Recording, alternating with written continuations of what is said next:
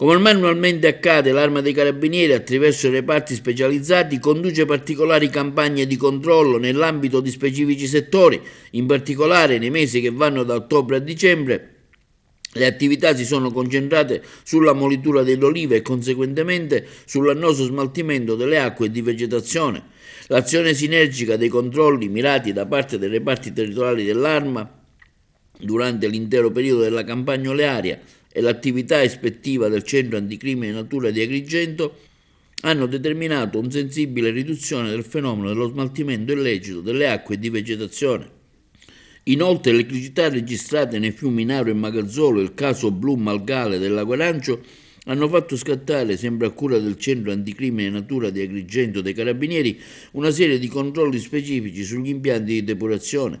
I carabinieri della stazione di Palma di Montechiaro hanno denunciato in stato di libertà alla Procura della Repubblica di Agrigento per smaltimento di rifiuti non autorizzato un imprenditore del luogo, titolare di un olificio con sede legale operativa a Palma di Montechiaro. Nel corso di una verifica effettuata con il supporto del personale dell'Alpa di Agrigento, i militari hanno accertato che il titolare dell'edificio smaltiva illecitamente le acque di vegetazione prodotte dall'attività di estrazione dell'olio e il controllo si inserisce al termine di una serie di verifiche agli olifici effettuati dai carabinieri di Agrigento la settimana scorsa. In particolare a Palma di Montechiaro i carabinieri del NIL, nell'ambito della vigilanza speciale del settore agroalimentare, hanno condotto un'operazione di controllo in 3 olifici della zona, collaborati dai militari della locale stazione carabinieri.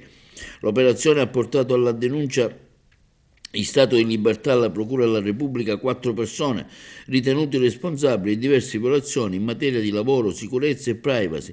Si tratta di 3 titolari amministratori di olifici accusati di aver installato sistemi di videosorveglianza privi di ogni autorizzazione, un titolare di una ditta di riparazione di impianti oleari accusato di aver omesso di sottoporre i lavoratori a sorveglianza sanitaria e di aver omesso di consegnare dispositivi di protezione individuale.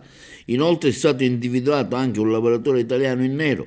L'intervento ha comportato anche la comminazione di ammende per complessivi 32.858.000, la contestazione di sanzioni amministrative per 3.600 euro. È in corso altresì una verifica sulla posizione di 6 lavoratori impiegati presso gli olifici controllati. I carabinieri stanno accertando inoltre le regolarità dei rapporti di lavoro, delle retribuzioni, delle contribuzioni, delle assicurazioni. I suddetti controlli e ispezioni continueranno anche nelle prossime settimane.